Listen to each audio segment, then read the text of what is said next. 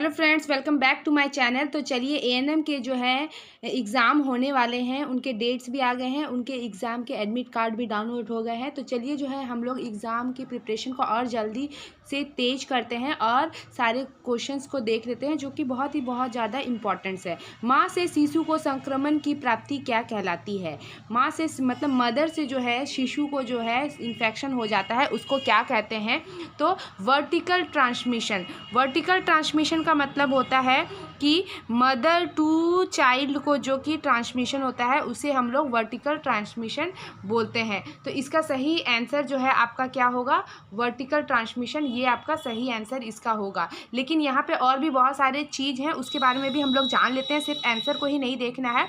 तो B option जो है ये है आपका हॉरिजॉन्टल ट्रांसमिशन। हॉरिजॉन्टल ट्रांसमिशन का मतलब होता है इन्वायरमेंट और फ्रॉम नियर बाई होस्ट, मतलब कि इन्वायरमेंट से या फिर और किसी जो आपके नियरर कोई होस्ट है उसके द्वारा जो है ट्रांसमिशन होता है, तो उसको वर्टिकल ट्रांसमिशन हॉरिजॉन्टल ट्रांसमिशन बोलते हैं। ठीक है, बी जो है आपका ऑप्शन। और सी जो है आपका ट्रांसप्लेसेंटल ट्रांसमिशन, मतलब कि ये प्लेसेंटा के थ्रू ड्यूरिंग प्रेगनेंसी जो है ये होता है बिफोर डिलीवरी से पहले। तो यहाँ पे जो है ट्रांसप्लेसेंटल जो है बहुत ईजी हो गया।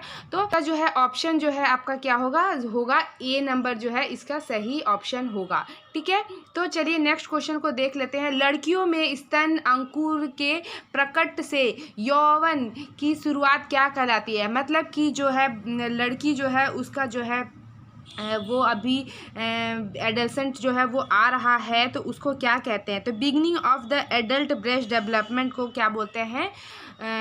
मतलब कि जो है ब्रेस्ट का डेवलपमेंट जो है वो हो रहा है, उसको क्या बोलते हैं? तो सबसे जो है आपका पहला है आपका ऑप्शन है एड्रीनार्की। एंड एड्रीनार्की का मतलब होता है कि आपका जो है awakening of the adrenal gland. Adrenal gland जो है वो क्या कर रहे हैं? हार्मोन्स, वो रिस्पॉन्सिबल होते हैं बहुत सारे हार्मोन्स को प्रोड्यूस करने के लिए, उनको बनाने के लिए, जो कि जिसके वजह से क्या क्या होता है, उन हार्मोन्स के वजह से जो है उनके वजह से जो है प्यूबिक हेयर्स आते हैं, ऑयली स्किन होती है, ऑयली हेयर्स होते हैं, बॉडी ऑर्डर्स, ये सारे जो है आपका एड्रिनल ग्लैंड के डेवलपमेंट के जो हार्मोन्स है उनके वजह से होते हैं। एड्रिनार्की किसको बोलते हैं समझ गए। देन नेक्स्ट है आपका menarche. Menarche is the first menstrual period in a female adolescent. Menarche में जो क्या होता है फर्स्ट मेंस्ट्रुअल पीरियड होता है, उसको मिनार्की बोलते हैं। देन सी जो है आपका थेलार्की। थेलार्की में क्या होता है? Beginning of the adult breast development. इसमें जो है आपका एडल्ट ब्रेस्ट डेवलपमेंट होता है उसको। नेक्स्ट जो है आपका प्यूबार्की। प्यूबार्की में क्या होता है?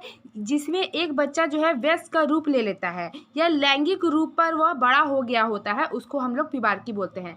तो इन सब में जो है आपका ब्रेस्ट का डेवलपमेंट जो है वो आपका ये ऑप्शन सी जो है वो होगा थेलार्की। थेलार्की में जो है क्या होता है? Beginning of the adult breast development होता है, तो इसका ऑप्शन आपका ऑप्शन सी हो जाएगा। ओके, चलिए तब नेक्स्ट क्वेश्चन को देख लेते हैं।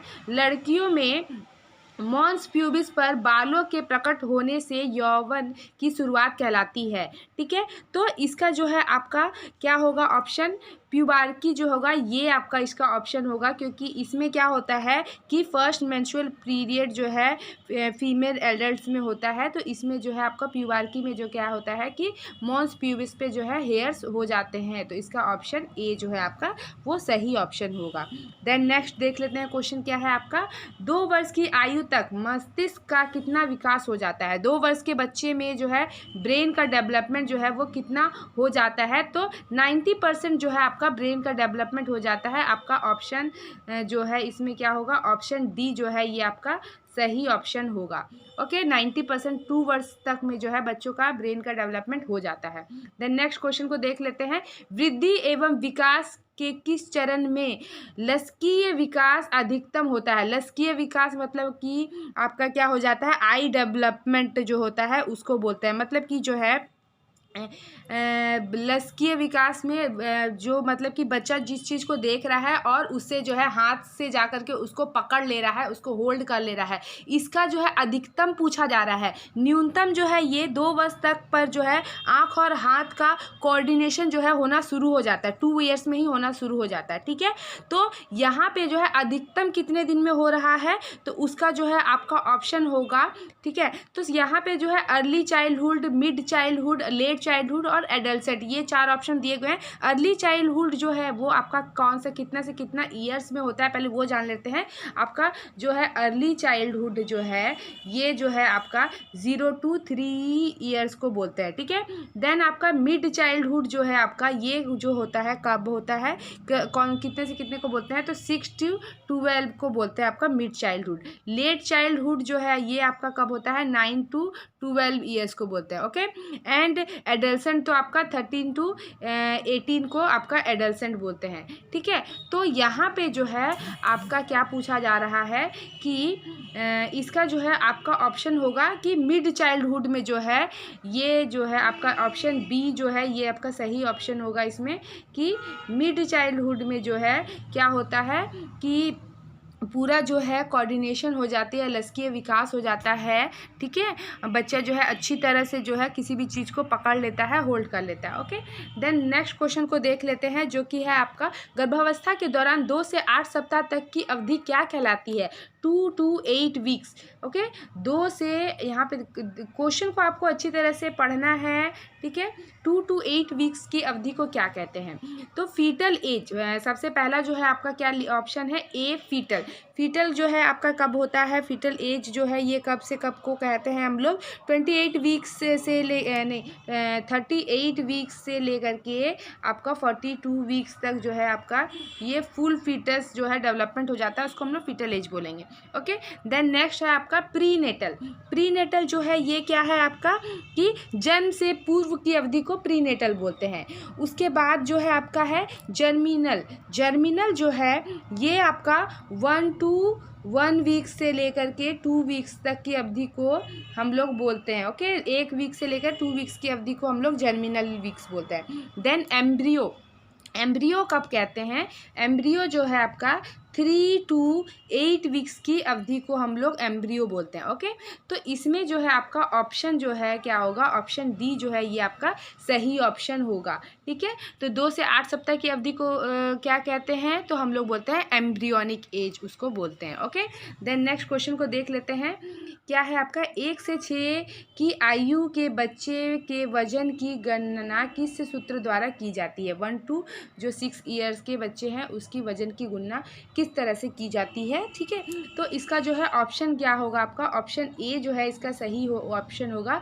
उम्र जो है मान लीजिए कि बच्चे का उम्र वर्ष में मान लीजिए कि 5 साल का बच्चा है तो 5 उसके बाद जो है गुना हो गया आपका 2 + 8, मतलब कि क्या हो गया कि 5 गुना 2 हो गया 10 + 8, मतलब कि कितना हो गया टोटल जो है आपका बच्चे का वज़न कितना होना चाहिए, 5 साल के बच्चे का वज़न होना चाहिए 18 kg। इस तरह से कैलकुलेशन जो है वो वर्ष में किया जाता है, ठीक है। तो आपको याद रखना है कि ऑप्शन वर्ष गुना 2 + 8, इससे हम लोग जो है आयु को हम लोग गणना कर सकते हैं, ठीक है। तो इसका जो है ऑप्शन आपका क्या होगा, ऑप्शन ए जो है ये आपका सही ऑप्शन होगा, ऑप्शन ए, ठीक है, ए। हाँ, देन नेक्स्ट चलिए देख लेते हैं नेक्स्ट क्वेश्चन को।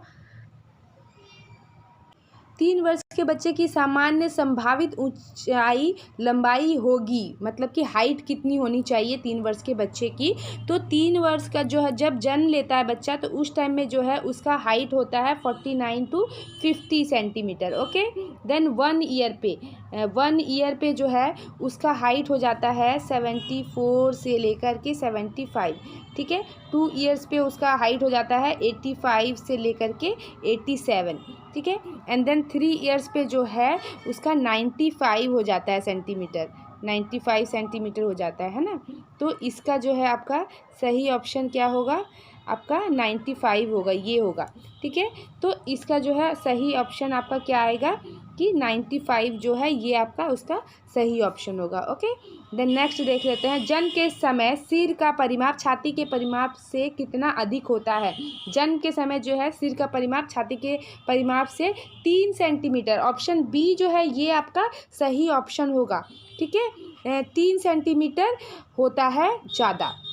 ठीक है, और जब जो है बच्चा जो है जब 6 मंथ से 2 ईयर्स के बीच का जब होता है तो जो आपका हेड सरकमफ्रांस है और जो चेस्ट सरकमफ्रांस है दोनों इक्वल हो जाते हैं। ठीक है, 2 to 6 ईयर्स में जो है हेड सरकमफ्रांस आपका चेस्ट सरकमफ्रांस के बराबर होता है, और at the age of after मतलब कि 2 साल के बाद जो है आपका हेड सरकमफ्रांस जो है वो चेस्ट सरकमफ्रांस से ज़्यादा हो जाता है। ठीक है, तो आपको ये सारी बातों को ध्यान रखना है। मैं सिर्फ क्वेश्चन नहीं सॉल्व कर रही हूँ, मैं आपको और भी बहुत सारी चीज़ों के बारे में बताते जा रही हूँ, ताकि जो है अगर दूसरा कोई भी अगर कुछ भी किसी भी तरह का क्वेश्चन पूछा जाए तो आप उसका भी आंसर कर सको अच्छी तरह से।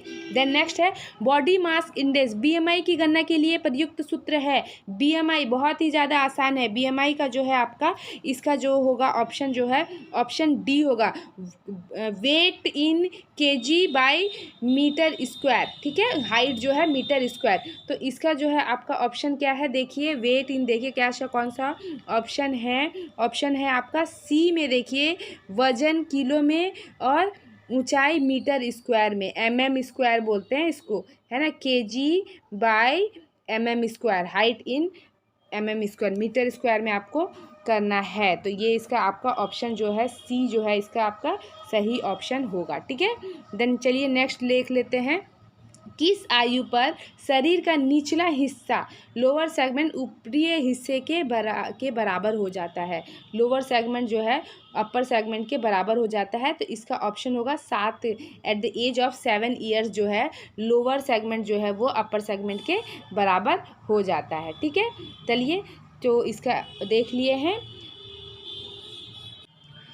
दांत निकलने की प्रक्रिया में सबसे पहले कौन से दांत निकलते हैं? तो दांत निकलने की प्रक्रिया में जो है देखते होगे बहुत कॉमन है, बहुत एकदम याद करने वाले की ऐसी कुछ ज़रूरत नहीं है। जब भी बच्चों के दांत निकलते हैं तो सबसे पहले आगे के जो है लोअर पार्ट मतलब लोअर जॉ के जो है आपका दांत निकलते हैं। तो सबसे आगे के जो दांत हैं उनको हम लोग क्या बोलते हैं? इंसीजर बोलते हैं। तो सेंट्रल इंसीजर इसका ऑप्शन होगा, ऑप्शन ए जो है इसका आपका ऑप्शन होगा। ठीक है, सेंट्रल इंसीजर जो है ये अभी लोअर, देखिए सेंट्रल इंसीजर अपर भी है, बट आपको याद रखना है कि लोअर जो है सबसे पहले सबसे कॉमन है आपका लोअर जो है इंसीजर निकलते हैं। तो